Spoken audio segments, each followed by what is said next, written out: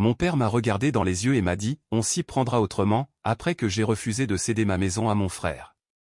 J'ai simplement répondu « Ce sera la dernière connerie que tu feras pour ton bon à rien de fils ». En grandissant, mon frère Maxime, 31 ans, a toujours été l'enfant roi. Et je ne parle pas d'un léger favoritisme. Je parle d'un traitement où ce gamin ne pouvait absolument rien faire de mal. C'était ridicule. Mes parents, ma mère Sylvie, 56 ans, et mon père Bernard, 59 ans, se pliaient en quatre pour lui faciliter la vie, tandis que je devais me battre pour obtenir quoi que ce soit. Quand Maxime a raté sa première année de fac, pas de problème, papa et maman ont payé une fortune pour l'inscrire dans une école privée hors de prix. Quand il a bousillé sa voiture en conduisant comme un idiot, ils lui en ont acheté une neuve la semaine d'après. Pendant ce temps, je devais avoir des 18/20 juste pour obtenir un « c'est bien » du bout des lèvres. Si je ramenais un 14, c'était comme si j'avais commis un crime. Le 2 poids 2 mesures était tellement évident que même notre famille élargie faisait des réflexions pendant les repas de Noël, ce qui rendait mes parents sur la défensive et, d'une manière ou d'une autre, ils finissaient par m'accuser de créer des drames. Un grand classique. Après mes études en école de commerce, que j'ai payé moi-même avec des bourses du Crous et un prêt étudiant, Maxime a épousé Camille, 30 ans, son amour de lycée. Elle est exactement du même moule que lui. Elle s'attend à ce que tout lui soit servi sur un plateau d'argent et pète un plomb quand les choses ne se passent pas exactement comme elle le veut. En fait, ils sont parfaits l'un pour l'autre. Ils ont 2 enfants maintenant, et ne vous méprenez pas, mon neveu et ma nièce sont adorables, mais ils sont devenus l'excuse ultime pour que mes parents continuent d'engloutir toutes leurs ressources dans la vie de Maxime. Ils en ont besoin pour les petits, et est devenu la réponse automatique à chaque fois que je pointais du doigt l'injustice. Le summum de leur arrogance a été atteint lorsqu'ils ont acheté cette immense baraque dans un lotissement pavillonnaire de grande banlieue. Beaucoup trop grande, beaucoup trop chère, et bien au-delà de ce qu'ils pouvaient réellement se permettre. Ils étaient littéralement à un salaire raté de la catastrophe financière totale. Mais bien sûr, c'était pour la galerie, car Maxime et Camille se sont toujours souciés davantage des apparences que de leur stabilité financière. Pendant ce temps, je vivais dans un petit appart miteux en colocation, économisant le moindre centime. Je faisais un boulot aliénant dans la finance à la Défense qui payait correctement mais qui m'imposait des semaines de plus de 60 heures. Je rentrais chez moi complètement vidé, je mangeais des coquillettes au beurre et je m'écroulais pour recommencer le lendemain. Pendant 3 longues années, j'ai vécu comme un ermite, j'ai arrêté de sortir avec mes potes. Je n'ai pas eu beaucoup de rencard, je conduisais la même vieille Peugeot 206 cabossée que j'avais depuis la fac et je me refusais le moindre petit luxe. Mes collègues pensaient que j'étais un mec bizarre parce que j'apportais le même sandwich jambon beurre tous les midis au lieu de commander sur Uber Eats comme tout le monde. Mais j'avais un but. Je voulais acheter mon propre chez moi. Pas louer, acheter. Et pas n'importe quoi, un truc correct dans un quartier où je n'aurais pas à m'inquiéter de retrouver ma voiture fracturée une semaine sur 2. Quand j'ai atteint mon objectif d'apport personnel après ces 3 années brutales, j'ai commencé à chercher une maison. J'ai trouvé un pavillon modeste de 4 pièces avec un petit jardin sympa dans un quartier tranquille. Rien d'extravagant, juste une construction solide dans une zone calme avec de bonnes écoles à proximité. Pas que j'ai des enfants, mais c'est bien pour la revente. Les anciens propriétaires l'avaient bien entretenu et il n'y avait que de petits travaux de rafraîchissement à prévoir. Pendant tout le processus, mes parents n'ont jamais proposé leur aide. Pas un centime. Ils n'ont même jamais proposé de se porter garant, même si mon dossier était bon. Ils ne sont même pas venus visiter les maisons avec moi quand je le leur ai demandé. Mon père s'est contenté de dire « les maisons, c'est un gouffre financier » et a repris le visionnage de son match à la télé. Quand j'ai enfin signé chez le notaire il y a 3 ans, j'étais tellement fier de moi. J'avais accompli ce truc énorme, tout seul. J'ai invité ma famille pour une petite pendaison de crémaillère en pensant qu'il allait enfin reconnaître ma réussite. Au lieu de ça, mon père est entré, a tout de suite pointé une petite fissure sur le placo près de l'entrée et a demandé si j'avais fait vérifier les fondations. Ma mère n'a même pas dit félicitations avant de demander quand la chambre d'amis serait prête pour qu'ils viennent dormir. Et Maxime, il a regardé autour de lui et a dit « c'est, douillet », avec ce ton qui voulait clairement dire « minuscule », mais bref. Cet endroit était à moi. J'ai passé mes week-ends à bricoler, à peindre les pièces, à apprendre à changer la plomberie avec des tutos YouTube. J'ai construit une petite terrasse en bois dans le jardin tout seul l'été dernier. Cette maison est devenue mon projet, mon sanctuaire. Pendant ce temps, Maxime et Camille galéraient avec les mensualités de leur crédit immobilier, mais sauvaient les apparences. Ils organisaient des barbecues somptueux et achetaient des meubles neufs à crédit. Mes parents les dépannaient à chaque fin de mois difficile, payaient leur assurance auto pendant quelques mois ou leur prêtaient de l'argent qui n'était jamais remboursé. J'allais au repas de famille le dimanche et je les écoutais parler des perspectives de carrière de Maxime ou des activités extrascolaires des enfants, sans que personne ne prenne la peine de me demander comment s'était passée ma promotion ou la rénovation de ma cuisine que je venais de terminer. La dynamique familiale classique qui ne changeait jamais. Voilà où en étaient les choses jusqu'à il y a quelques mois. Moi et ma petite maison pour laquelle j'avais sué sang et eau, et Maxime vivant au-dessus de ses moyens avec le soutien constant de mes parents. Puis Maxime a perdu son boulot. Il travaillait comme cadre commercial, gagnait bien sa vie, mais pas assez pour leur train de vie. Selon lui, c'était un licenciement économique dû à une restructuration. Selon un de mes potes qui bosse dans la même boîte, Maxime était sur un siège éjectable depuis des mois à cause de ses objectifs non atteints et de ses retards répétés. Quoi qu'il en soit, soudain, il ne pouvait plus payer les mensualités de sa maison. Ils ont raté un mois, puis un deuxième. Mes parents ont aidé un peu, mais il est vite devenu évident que même eux ne pouvaient pas suivre les énormes traites de Maxime plus toutes leurs autres factures. Après 3 mois d'impayés, la saisie immobilière semblait inévitable. Maxime et Camille paniquaient, mais refusaient toujours d'envisager de vendre et de prendre plus petit. Ils attendaient qu'un miracle les sauve de leurs propres mauvaises décisions. Et c'est là que mes parents ont concocté leur plan, et que les choses sont passées des conneries familiales habituelles à la folie furieuse. Il y a environ 2 mois, mes parents m'ont appelé et m'ont invité à dîner un mardi soir.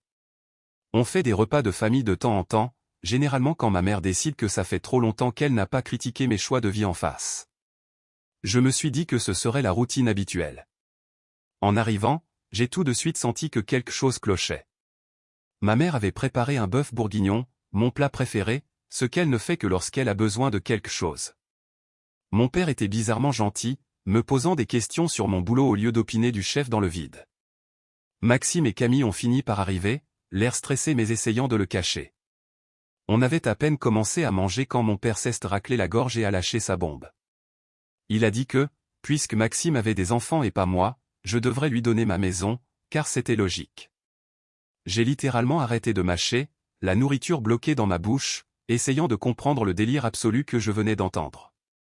Ma mère m'a fait ce sourire. Si vous avez une mère manipulatrice, vous savez de quel sourire je parle. Tu pourras toujours acheter autre chose, mon chéri. Tu es jeune et tu n'as pas de famille à charge. Pense aux petits. Vous voulez que je leur donne simplement ma maison? Mon père a haussé les épaules comme s'il me demandait de prêter 5 balles à Maxime. On peut s'arranger sur les papiers, mais ils ont besoin d'un endroit stable. Et comme tu es seul, ce serait la chose à faire. Mon cerveau était en court-circuit. J'ai regardé Maxime et Camille, qui fixaient leurs assiettes sans croiser mon regard. Ils étaient clairement dans le coup. J'ai dévisagé mes parents, essayant de comprendre comment on en était arrivé là. Ces gens m'avaient élevé, et ils étaient assis là, l'air de rien, à me demander de céder ma maison. La chose pour laquelle j'avais sacrifié des années de ma vie, à mon frère qui n'avait jamais rien foutu de sa vie. J'ai juste dit non. Aussi simple que ça. La température de la pièce a chuté de 15 degrés. Le sourire de ma mère s'est effacé. L'expression de mon père s'est durcie. Maxime et Camille ont échangé un regard mêlé de panique et de colère. Ma mère a bu une gorgée d'eau, puis a dit calmement, dans ce cas, on s'y prendra autrement. Un frisson m'a parcouru le dos. Qu'est-ce ce que ça voulait dire, bordel? Mon père a balayé l'air de la main. Oublie ça. Réfléchis-y, c'est tout. Je suis parti peu de temps après, avec l'impression de venir d'être menacé par mes propres parents. En rentrant, j'ai revérifié que tous mes documents importants étaient bien dans mon coffre-fort ignifuge et non chez mes parents. J'avais un sentiment de paranoïa, je me disais qu'il pourrait tenter un truc, ce qui semblait fou sur le moment. Il s'avère que ma paranoïa n'était pas encore assez paranoïaque. J'ai envoyé un texto à mon pote Thomas, qui a toujours été mon confident pour les histoires de famille. Je lui ai résumé la soirée et je lui ai demandé si je devenais fou. Sa réponse, mec, ta famille est dingue. Change tes serrures. J'ai rigolé, pensant qu'il dramatisait, mais j'ai commencé à repenser à la menace étrange de ma mère. Qu'est-ce qu'elle entendait par « on s'y prendra autrement ». Ça sonnait vaguement sinistre, mais je me suis dit que c'était juste sa technique de manipulation habituelle. Une semaine après ce dîner glauque, je me suis traîné au bureau en ayant une sale tête. J'avais très mal dormi. Mon collègue Antoine m'a regardé et m'a fait glisser son café sur le bureau sans dire un mot. Un vrai pote. J'essayais de me concentrer sur un tableau Excel quand mon portable a sonné vers 10 heures. J'ai vu que c'était ma banque, ce qui était bizarre, ils ne m'appellent jamais à moins d'un problème.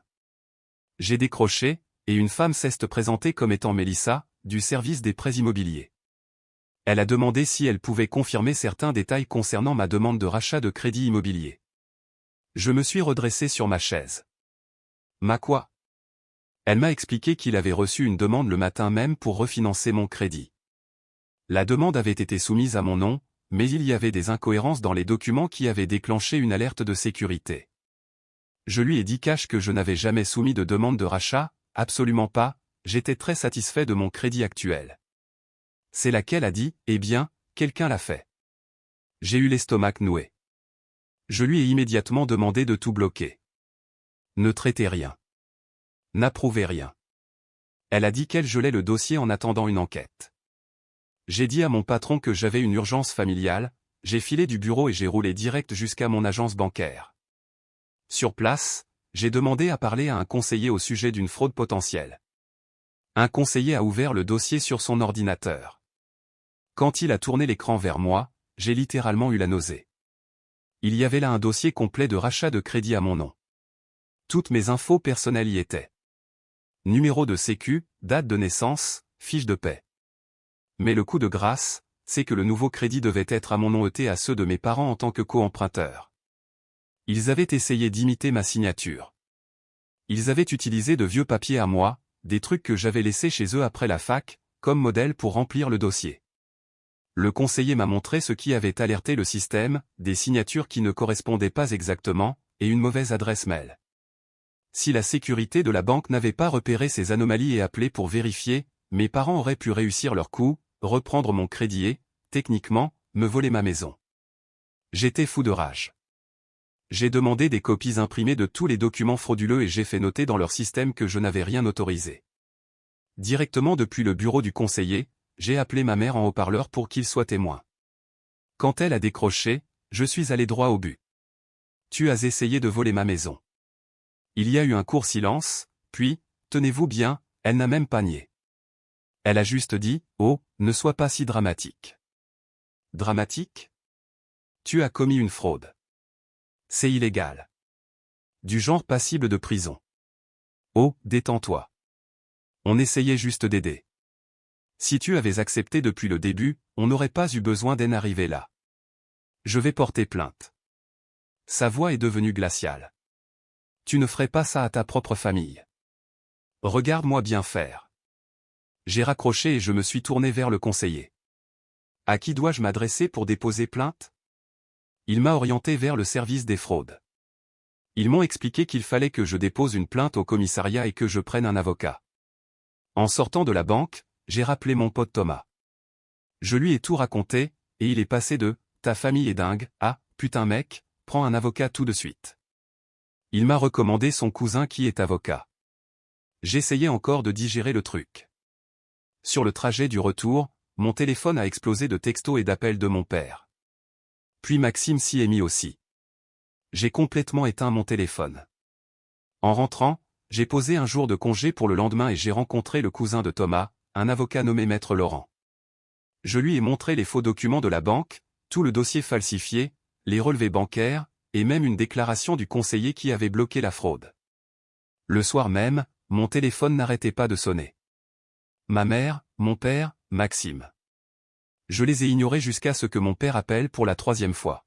« À quoi tu joues, bordel ?» a-t-il aboyé. « À quoi je joue ? Vous avez essayé de voler ma maison. » C'est un grand mot. C'est le mot juste. Fraude, c'est un bon mot aussi. Usurpation d'identité, ça marche pas mal non plus. Écoute, ça n'a pas besoin d'aller plus loin. Tu laisses tomber ces conneries de justice et on oublie que c'est arrivé. Tu réagis de manière disproportionnée. On est une famille. La famille s'entraide. La famille ne commet pas de fraude. Il est resté silencieux un instant. Puis son ton est devenu menaçant. Si tu vas au tribunal, ne t'attends pas à ce qu'on te soutienne. Tu couperas les ponts avec cette famille pour toujours. Je crois que c'est déjà fait quand vous avez essayé de me voler, ai-je dit, et j'ai raccroché. Je pensais que c'était la fin, qu'il allait réaliser leur énorme bourde, reculer, et peut-être même s'excuser. Tu parles. Le lendemain matin, je me suis réveillé pour découvrir que ma maison avait été bombardée d'œufs, et pas juste quelques taches. Ma porte d'entrée, mon garage, et même ma voiture étaient recouverts de jaune et de coquilles. J'ai regardé les caméras de sécurité que j'avais installées, et bien sûr, il y avait Maxime et Camille, morts de rire, pendant que ma mère se tenait à côté pour regarder. J'ai appelé la police et déposé une plainte. Les flics étaient compatissants mais ont dit qu'ils ne pouvaient pas faire grand-chose de plus qu'une procédure pour vandalisme. Et puis, même pas 2 heures plus tard, le courant a sauté chez moi. J'ai vérifié les disjoncteurs, rien n'avait sauté à l'intérieur. En allant dehors, j'ai vu que le cadenas de mon coffret électrique Enedis avait été coupé et l'interrupteur principal abaissé. Le fournisseur d'électricité a confirmé que quelqu'un avait trafiqué le compteur Linky, et je savais très bien qui. Le matin, les œufs avaient séché au soleil et étaient pratiquement cimentés sur la peinture. J'ai passé 2 heures à essayer de nettoyer avant d'abandonner et d'appeler une société de nettoyage automobile. Ça m'a coûté 200 €. J'ai rappelé Maître Laurent et je lui ai tout dit, en envoyant les images de vidéosurveillance. Il m'a conseillé de demander une ordonnance de protection. J'ai filé à son cabinet avec toutes mes preuves. Il a tout examiné et a commencé à préparer le dossier immédiatement. J'ai passé la nuit chez Thomas, juste pour souffler un peu et arrêter de regarder par-dessus mon épaule dans ma propre maison. Après cette nuit chez Thomas, je suis rentré chez moi le lendemain matin. Je m'attendais presque à retrouver la maison réduite en cendres, vu la façon dont les choses dégénéraient. Ce que j'ai trouvé à la place, c'est une pile de papier glissé sous ma porte d'entrée. On aurait dit qu'il avait été poussé par la fente du courrier pendant la nuit. Au début, j'ai cru que c'était une menace légale de mes parents. Mais en feuilletant, j'ai compris que c'était tout autre chose. C'était un dossier médical. Plus précisément, des évaluations psychiatriques me concernant datant de mon adolescence. Quand j'avais 16 ans, j'ai traversé une mauvaise passe. Je me suis fait choper avec du shit au lycée. Mes notes ont baissé, la rébellion adolescente classique, rien d'extraordinaire en soi. Mais mes parents ont réagi comme si j'étais sur la voie express pour la prison. Ils m'ont forcé à voir un pédopsychiatre qui, en gros, validait tout ce que mes parents voulaient entendre. Les papiers montraient un diagnostic de trouble oppositionnel avec provocation et de trouble des conduites. Ce qui, si vous y connaissez quelque chose en psychiatrie, sont des termes compliqués pour dire « ado difficile qui n'obéit pas à l'autorité ». L'évaluation contenait un tas de déclarations exagérées sur mon comportement, qui venaient très certainement directement de mes parents. Il y avait un mot accroché, avec l'écriture de ma mère, « N'oublie pas qui tu es vraiment. Arrête tes conneries ou on montrera ça à tout le monde, y compris à ton travail. » Super. Maintenant, il menaçait de ruiner ma réputation et peut-être ma carrière en diffusant des dossiers médicaux obsolètes datant de ma minorité. Génial, l'éducation. Ce soir-là, Maître Laurent m'a appelé. Il faut que vous passiez, c'est urgent. 1000 pensées ont traversé mon esprit. J'étais déjà épuisé par toutes ces conneries. Mais Laurent m'attendait avec une bombe d'un autre genre. Il a fait glisser une chemise sur son bureau. On a fait une vérification des antécédents, on a demandé l'accès au casier judiciaire de vos parents. C'est la procédure classique vu qu'on engage des poursuites. J'ai ouvert le dossier et mon cœur s'est arrêté. À l'intérieur, il y avait un casier. Qu'est-ce que c'est que ça, bordel, ai-je demandé, essayant de comprendre. Laurent m'a expliqué que mes parents n'étaient pas à leur coup d'essai. Mon père avait été condamné dans les années 90 pour fraude fiscale, et ma mère avait été prise pour avoir usurpé l'identité de quelqu'un afin d'ouvrir des cartes de crédit. Je l'ai dévisagé, sans voix. Toute ma vie, j'avais vu mes parents comme stricts, contrôleurs et injustes, mais ça, c'était une information totalement inédite. C'était il y a des années, a-t-il continué. Ils s'en sont sortis avec des amendes et du sursis, mais vu ce qu'ils viennent de tenter avec votre crédit, ça montre un schéma répétitif. J'ai eu l'impression que le sol se dérobait sous mes pieds. Mes parents étaient de vrais escrocs avec un casier judiciaire, et ils essayaient de monter la plus grosse arnaque de leur vie sur leur propre fils. Quel retournement de situation. J'ai continué à feuilleter les documents. Ce n'était pas juste un incident isolé pour chacun d'eux. Mon père avait eu plusieurs problèmes avec le fisc, dont une affaire où il avait déclaré des frais professionnels pour une entreprise qui n'existait pas. Ma mère avait 3 affaires distinctes d'usurpation d'identité, toutes sur des personnes de son cercle social. Comment ai-je pu ne jamais le savoir? La plupart de ces affaires ont été réglées discrètement, a-t-il expliqué. Et ça s'est passé quand vous étiez assez jeune. La plus récente remonte à 15 ans. Ce qui faisait que j'avais 17 ans, pile au moment où ils me poussaient à ne postuler qu'aux universités de la région. Leur insistance pour que je reste dans le coin prenait soudain plus de sens, ils ne pouvaient probablement pas quitter le département à cause de leur contrôle judiciaire. Qu'est-ce que ça signifie pour notre affaire, ai-je demandé. Ça signifie qu'on a la preuve que ce comportement fait partie d'un mode de fonctionnement, ce n'est pas une simple erreur de jugement. Ça renforce considérablement notre position.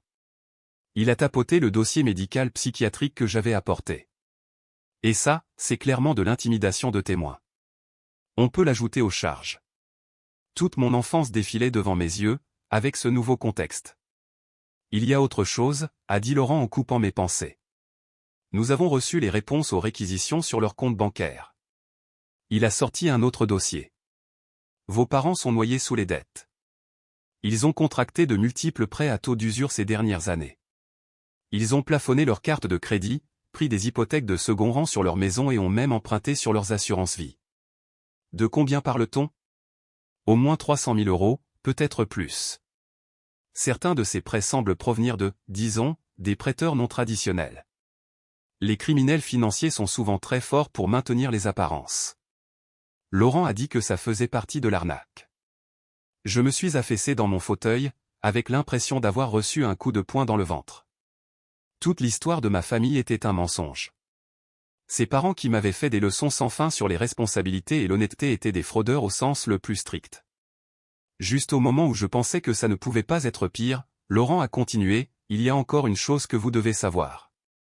On a trouvé des anomalies qui suggèrent qu'ils ont pu utiliser votre identité pour autre chose que cette récente tentative de prêt immobilier.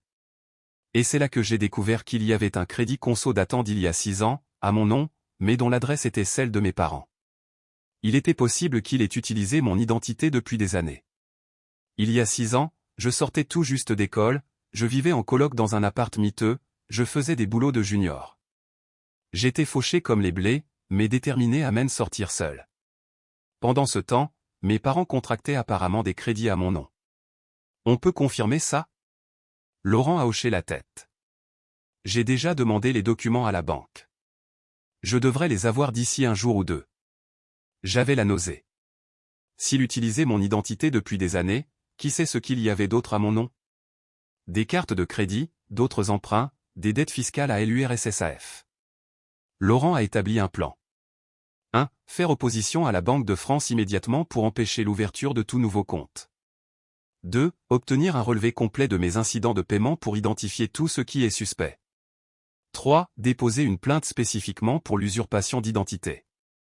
4. Poursuivre la procédure d'éloignement face à l'escalade du harcèlement. Et j'ai tout fait. Le soir venu, j'étais mentalement épuisé, mais j'avais fait les premiers pas pour me protéger.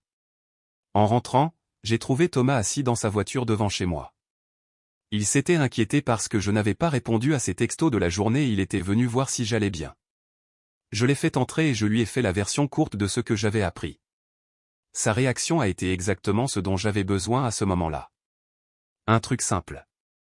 Puis il a commandé des pizzas et on a maté des films jusqu'à minuit, sans parler de ma famille du tout. Et cette nuit-là, j'ai reçu un texto de mon frère Maxime. Il faut qu'on parle. Rejoins-moi au Buffalo Grill sur la Nationale. C'est à propos de papa et maman. C'était suspect, mais à quel point ça pouvait empirer?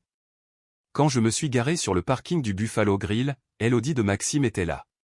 Le resto était presque vide à 22 h un mardi. Il était assis dans une banquette au fond, il avait l'air ravagé. De quoi s'agit-il, ai-je demandé. Parce que si tu es là pour me convaincre de retirer ma plainte ou de donner ma maison, tu nous fais perdre notre temps à tous les deux. C'est pas ça. Enfin, pas exactement. Je ne savais pas qu'il était vraiment passé à l'acte, a-t-il dit doucement. Avec le fait d'utiliser ton nom pour des crédits, ils en avaient parlé il y a des années. Ils disaient qu'ils devaient utiliser toutes les ressources disponibles ou une connerie du genre. Je croyais que c'était juste des paroles en l'air. Mon estomac s'est retourné. Alors, tu savais? Pas de façon sûre, s'est-il défendu. Ils l'ont mentionné une ou deux fois. Je leur ai dit que c'était une mauvaise idée. Quand je lui ai rentré dedans, il a essayé de se défendre en disant qu'il ne m'avait jamais pris d'argent personnellement. Je lui ai rappelé qu'il n'avait pourtant eu aucun problème à essayer de prendre ma maison. C'est là que les choses sont devenues intéressantes. Maxime avait l'air sincèrement terrifié lorsqu'il a expliqué à quel point nos parents étaient dans la merde. Il s'avère que les dettes que mon avocat avait trouvées n'étaient que la pointe de l'iceberg. Selon Maxime, nos parents devaient plus de 100 000 € à des usuriers illégaux. L'un d'eux avait même mentionné savoir dans quelle école allaient les enfants de Maxime. L'histoire de la maison prenait soudain tout son sens. Ils n'essayaient pas juste d'aider Maxime ou d'être des enfoirés toxiques. Ils étaient désespérés d'avoir une garantie immobilière pour rembourser des gens dangereux. Ça ne rendait pas le geste excusable, mais ça expliquait les mesures extrêmes. Puis Maxime a lâché la vraie bombe. Nos parents avaient aussi contracté des crédits au nom de ses enfants, ses propres bambins. Ils avaient utilisé leur numéro de sécurité sociale et leurs identités pour créer des comptes et souscrire à des crédits à la consommation d'une valeur de plusieurs milliers d'euros. Les gosses allaient probablement découvrir ce bordel à 18 ans quand ils essaieraient d'avoir un prêt étudiant ou de s'inscrire en banque. Quand je lui ai demandé comment il l'avait découvert, Maxime a expliqué qu'il était tombé par hasard sur un dossier de documents d'identité en cherchant des actes de naissance la semaine dernière. Le dossier contenait les informations de tout le monde, les miennes, les siennes, celles des enfants, et même de certains membres de la famille élargie. Je l'ai questionné sur le vandalisme et les dégradations, et Maxime a eu l'air honteux. Il a avoué que c'était un plan stupide de notre mère. Il a reconnu qu'il n'aurait jamais dû la suivre. Quand j'ai suggéré des solutions plus normales, comme vendre leur maison ou déposer un dossier de surendettement à la Banque de France, Maxime a expliqué que leur maison était déjà visée par plusieurs hypothèques et que la dette dépassait la valeur du bien d'au moins 200 000 €. Et de toute façon, le surendettement ne réglerait pas le problème des usuriers clandestins. L'ensemble de la situation était tellement pire que ce que j'avais imaginé. Quand j'ai demandé à Maxime pourquoi il me racontait tout ça maintenant, il est enfin venu au fait. Il voulait mon aide. Pas pour nos parents, mais pour ses enfants. Il devait trouver comment réparer leur situation et annuler ces crédits frauduleux sans que Camille ne la prenne. Si elle découvrait ce qui s'était passé, elle le quitterait presque à coup sûr et prendrait les enfants. Une partie de moi avait envie de lui dire de se démerder tout seul. Il avait fait ses choix.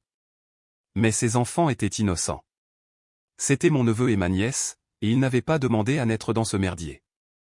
Je lui ai dit que je réfléchirais à la façon d'aider pour la situation des petits, mais j'ai été très clair sur le fait que je ne retirais pas ma plainte contre nos parents et que je ne cédais pas ma maison. Il a semblé accepter que c'était juste. Avant que je parte, Maxime m'a prévenu que nos parents préparaient autre chose. Il ne connaissait pas les détails, il avait juste surpris notre mère au téléphone parler d'une dernière option, si tout le reste échouait. Génial. Pile ce que j'avais besoin d'entendre. Sur le trajet, j'ai appelé Laurent dès que je suis rentré et je l'ai mis au courant de tout. Il m'a conseillé de mettre cette conversation par écrit pendant qu'elle était fraîche et d'être extrêmement vigilant sur ma sécurité. Ce soir-là, j'ai décidé que j'aiderais mon neveu et ma nièce, peu importe ce que je ressentais pour leurs parents. Ils méritaient de partir sur de bonnes bases. Mais d'abord, je devais m'occuper de la menace immédiate, quelle que soit la prochaine idée de mes parents. Et ce plan s'est révélé le jour même, menant à la confrontation finale qui a tout fait exploser. Donc, après ce rendez-vous avec Maxime, j'étais sur le qui-vive. Son avertissement concernant la dernière option de mes parents me rendait hyper parano. J'ai installé une sonnette vidéo Ring le lendemain et j'ai ajouté des lumières à détection de mouvement autour de la maison. J'avais sûrement l'air de me préparer pour une apocalypse zombie, mais on n'est jamais trop prudent. J'ai passé les 2 jours suivants en télétravail. Rien ne s'est passé. Pas de voiture suspecte, aucune tentative de contact, rien. Ce silence était presque pire que le harcèlement. Puis, le 3e jour, j'ai reçu un mail de Laurent. Il avait reçu les documents de ce prêt contracté à mon nom il y a 6 ans. Les preuves étaient accablantes. Ma signature imitée, mes numéros personnels, et l'intégralité des fonds versés directement sur le compte de mes parents. Il n'avait même pas essayé d'être subtil. Mais ce qui m'a vraiment achevé, c'est de voir ma mère inscrite en tant que co-emprunteuse. Elle était entrée dans une agence bancaire, prétendant aider son fils à obtenir un prêt, en sachant pertinemment qu'elle commettait une fraude. Laurent m'a informé que nous avions désormais suffisamment de preuves pour aller au bout des poursuites pour usurpation d'identité et escroquerie. Il avait préparé tout le dossier et n'avait besoin que de mon accord final pour tout transmettre à la police et au procureur. C'était le point de non-retour. Si je donnais le feu vert, mes parents allaient presque certainement aller en prison. Malgré tout ce qu'il avait fait, c'était lourd à porter. Mais j'ai pensé à ma nièce et mon neveu, de simples bambins avec un nom déjà fiché à la Banque de France par leurs propres grands-parents. J'ai pensé aux 6 années de mensonges, à la tentative de vol de ma maison, au harcèlement. Faites-le, ai-je répondu. Vers 20 heures, alors qu'il commençait à faire nuit, j'ai entendu une voiture se garer dans mon allée.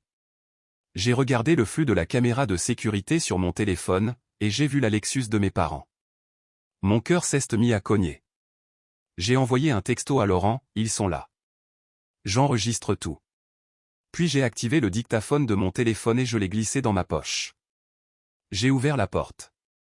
Tu vas vraiment faire ça pour un malentendu, a aboyé ma mère. Un malentendu? Vous avez volé mon identité. Mon père s'est avancé en pointant son doigt vers moi. Baisse d'un ton. Nous sommes toujours tes parents. Comment as-tu pu? Des parents ne volent pas leurs enfants, ai-je rétorqué. Nous t'avons tout donné, et c'est comme ça que tu nous remercies, en essayant de nous envoyer en tôle? Tu te rends compte à quel point tu es devenu sans cœur? Vous ne m'avez rien donné d'autre que des problèmes de confiance et des factures de psy. Le visage de ma mère est devenu rouge. Mon père a fait un pas pour se jeter sur moi. Pile à ce moment-là, on a sonné à la porte. La police et un inspecteur de la brigade financière, prévenu par Laurent pour une intervention d'urgence, exactement à 20h30. Ma mère a immédiatement basculé en mode victime innocente, mais l'inspecteur n'a pas mordu à l'hameçon. Mon père a littéralement essayé de fuir par la porte de derrière. Ils ont tous les deux été menottés et on leur a lu leurs droits. Alors qu'on l'emmenait, ma mère a fait une dernière tentative désespérée. Tu ne ferais pas ça à ta propre mère. Tu t'es fait ça toute seule. Je les ai regardés se faire embarquer. Après leur départ, je me suis assis sur les marches de mon perron, soudain épuisé. C'était fini, mais ça n'avait pas le goût de la victoire. Je me sentais vide. Mon téléphone a vibré. Un texto de Maxime. C'est fait? J'ai répondu, oui, ils sont en garde à vue. 10 minutes plus tard, sa voiture s'est garée. Il est sorti, l'air aussi vidé que moi, et s'est assis à côté de moi sur les marches. Ça va, ai-je demandé. Il a lâché un rire amer. Non, pas vraiment. Moi non plus. On est resté assis en silence un moment, regardant les lampadaires s'allumer dans la rue. Qu'est-ce ce qui se passe maintenant, a-t-il fini par demander. Ils passeront devant le juge demain. Il a hoché la tête. Et les petits? Leur dossier bancaire? Il va falloir déposer des plaintes spécifiques pour l'usurpation de leurs identités. Camille va la prendre, c'est sûr. L'affaire a avancé très vite après ça. Les preuves étaient écrasantes. Mes parents ont essayé de se battre, évidemment. Ils ont mis la faute sur moi. Ils ont mis la faute sur Maxime. Ils ont même mis la faute sur la banque qui n'avait pas détecté la fraude plus tôt. Rien n'a marché. Tous les deux ont pris de la prison ferme. Des années, pas des mois. Ma mère a pris 3 ans. Mon père a pris 5 ans à cause de ses condamnations antérieures en état de récidive et parce qu'il a été considéré comme le cerveau de l'opération. Maxime a dû se battre pour blanchir le nom de ses enfants des dettes frauduleuses, mais grâce à la procédure pénale contre nos parents, il y est parvenu. J'ai aussi fait nettoyer mon nom de ce vieux prêt. Camille a fini par le quitter, ramenant les enfants chez ses parents en Normandie. Je ne peux pas lui en vouloir. Elle autorise des visites sous surveillance, ce qui est plus que ce à quoi je m'attendais. Quant à moi, j'ai gardé ma maison, j'ai fait installer un système d'alarme complet et j'ai pris un chien, un berger allemand nommé Rocco, qui dissuadera très certainement tout visiteur indésirable. Je n'ai plus parlé à mes parents depuis l'énoncé de leur jugement. Je ne suis pas sûr de leur reparler un jour. Maxime et moi nous envoyons des textos de temps en temps, surtout pour des trucs pratiques. On ne sera jamais proches, mais on est cordiaux. Il y a trop d'histoires, trop de dégâts pour qu'il y ait quoi que ce soit de plus. J'ai toujours cru que la famille était censée signifier quelque chose, que peu importe la situation, tes parents te soutiendraient, mais les miens ne l'ont jamais fait. Ils ne m'ont jamais vu comme un fils. Ils m'ont vu comme un investissement, une ressource à exploiter. Et quand j'ai refusé de me laisser utiliser, ils ont essayé de me détruire. Je ne regrette pas de les avoir dénoncés. Pas une seule seconde. Parce que la vérité, c'est qu'ils ne se sont jamais comportés comme mes parents. En tout cas, pas de la manière qui compte vraiment. Voilà. Ce n'est pas vraiment le conte de fées familial qui fait chaud au cœur. Mais bon, au moins j'ai toujours ma maison et ma liberté, ce qui, au bout du compte, a beaucoup plus d'importance pour moi que